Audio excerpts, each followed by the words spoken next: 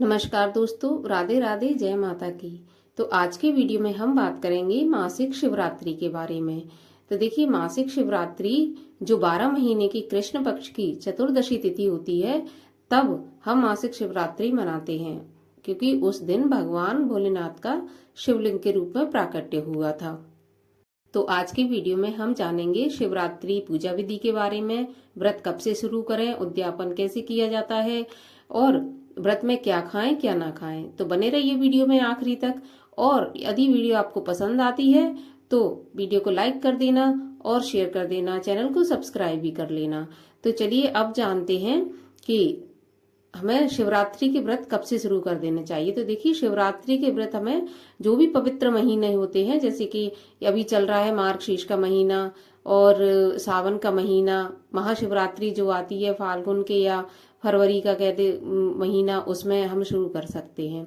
और ये शिवरात्रि का जो व्रत होता है वो हमेशा संकल्प के साथ किया जाता है और किसी भी मनोकामना, जैसे आपकी हर मनोकामना इस व्रत से पूरी होगी। जैसे कि यदि आपकी शादी विवाह में विलम्ब हो रहा हो तो वो उसके लिए आप कर सकते हैं। दाम्पत्य जीवन में खटास हो उसके लिए भी आप कर सकते हैं। संतान प्राप्ति के लिए, व्यापार वृद्धि के लिए, नौकरी में तरक्की के लिए, मतलब कहने का ये है कि आप किसी भी मनोकामना के साथ संकल्प लेकर इस व्रत को शुरू कर सकते हैं।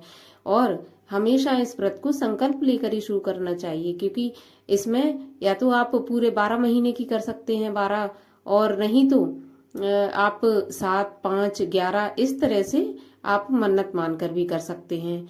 और अगर मैं अब इसमें बात करूं कि पूजा विधि क्या रहती है इसमें, तो देखिए, पूजा विधि इसमें रहेगी वही जो आप हर व्रत में होता है कि सुबह आप उठें ब्रह्म मुहूर्त में, स्नान आदि से निवृत्त होकर, यदि आपके पास में शिवालय है जहाँ शिवलिंग है, अगर नहीं है तो आजकल घर में भी सबके शिवलिंग होते हैं, तो वहां पर जाएं और भगवान भोलेनाथ के शिवलिंग के सामने हाथ में गंगा जल, पुष्प और चावल लेकर संकल्प करें, अपनी मनोकामना रखें और भगवान के सामने संकल्प करें कि आप इतने महाशिवरात्रि के व्रत रखेंगे और भगवान भोलेनाथ से अपनी मनोकामना पूर्ति के लिए प्रार्थना करें। अब संकल्प लेने के बाद आपको सारा दिन व्रत रखना है। देखिए, शिव महापुराण में तो कहा गया है कि यदि कोई एक महाशिवरात्रि भी निराहार रहकर व्रत करता है और रात्रि जागरण करता है तो उसको पूरी की पूरी जो 12 शिवरात्रि होती हैं और जो महाशिवरात्रि होती है उसका पुण्य फल प्राप्त होता है। लेकिन अगर संभव नहीं है तो आप निराहार न सही तो फलाहार के साथ भी आप व्रत रख सकते हैं। इसमें अगर मैं बात करूं पूजा विधि के बारे में, तो देखिए, पूजा विधि में आप भगवान भोलेनाथ का पहले तो जलाभिषेक करें, दूध से अभिषेक करें, उसके बाद बेलपत्र चढ़ावें, धतूरा है, आग का फूल है, इस तरह से आप भगवान को अर्पण करके समी भी आप चढ़ा सकते हैं। तो भगवान भोलेनाथ पर चढ़ाएं। याद रखें कि आप भगवान भोलेनाथ पर केवल चंदन ही चढ़ाएं, क्योंकि कुमकुम या हल्दी का टीका तिलक भगवान भोलेनाथ को नहीं लगाया जाता। तुलसी पत्र भी आप ना रखें भगवान भोलेनाथ की पूजा में।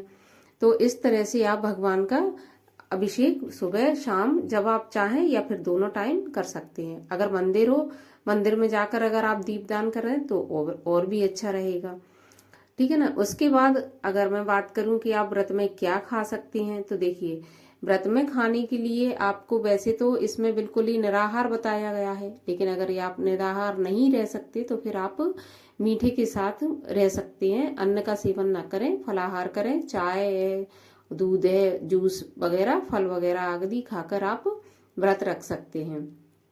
और भगवान को भी आप भोग लगाएं तो भगवान को भी मीठे का और सफेद, बेहतर होगा आप खीर का भोग लगाएं, घर पर ही खीर बनाएं और उसका भोग लगाएं भगवान को। उसके बाद भोग लगाने के बाद आप पूजा आरती करें। पूजा आरती करने के बाद भगवान के सामने क्षमा याचना जरूर करें कि आपसे व्रत में या फिर पूजा में जो भी त्रुटि हुई उसके लिए आप भगवान से क्षमा मांगे। अब यदि मैं बात करूं कि इसका उद्यापन कैसे करना चाहिए, देखिए, मैं बहुत शॉर्ट में बता रही हूँ कि वीडियो लंबा ना हो। तो देखिए, उद्यापन में भी आपको, जैसे आपने मान के चलिए 11 दिन का रखा है, तो आप 11 व्रत रखें महाशिवरात्रि के। उसके बाद 12वें दिन 12वीं शिवरात्रि जो आती है उसमें आप सारा दिन व्रत रखें, उसके और हवन जरूर करें। उसमें हवन करने के बाद किसी पंडित को बुलाकर या तो भोजन कराएं, अगर भोजन नहीं करा सकते तो फिर सीधा दें। सीधा मतलब जो भोजन की एक दिन के भोजन की कच्ची सामग्री होती है ना, आटा दाल चावल, वो आप भेंट करें और दक्षिणा दे दें। इस तरह से आप अपने मासिक शिवरात्रि व्रत का समापन कर सकते हैं। अब मैं बात करूं कि इस महीने मार्गशीर्ष मास की जो शिवरात्रि है वो कब होने वाली है। तो देखिए 11 दिसंबर 2023 को दिन सोमवार होगा, उस दिन मासिक शिवरात्रि आपकी होने वाली है। अब 11 दिसंबर एक तो मार्गशीर्ष का महीना और उस पर सोमवार और महाशिवरात्रि, तो देखिए दोगुना तिगुना फल बनने जा रहा है। तो यदि आप व्रत पहले से रखते हैं और या शुरू कर रहे हैं तो बहुत ही बेहतर है, आपको इसका बहुत ही अच्छा फल मिलेगा। अब मैं यदि पूजा की बात करूं तो देखिए सुबह पूजा का मुहूर्त रहेगा 6:33 से और 7:53 तक। इसके बाद राहु काल शुरू हो जाएगा, तो राहु काल में कोई भी पूजा पाठ वर्जित होता है। राहु काल समाप्त होने के बाद फिर से पूजा पाठ का समय रहेगा 9:12 से लेकर सुबह 10:30 बजे तक, 10:32 तक। अब यदि मैं शाम की बात करूं प्रदोष काल की, तो उसमें रहेगा 5:09 से 6:50 तक। लेकिन जैसा कि ये सब जानते हैं कि प्रदोष काल में के अलावा निषिद्ध काल में ही भगवान की पूजा, मतलब महाशिवरात्रि की पूजा बहुत अधिक महत्व रखती है। तो अगर आप निषिद्ध काल में पूजा करना चाहते हैं तो उसका मुहूर्त रहेगा 11:25 से और रात्रि 12:18 तक। तो आप इस मुहूर्त में पूजा कर सकते हैं।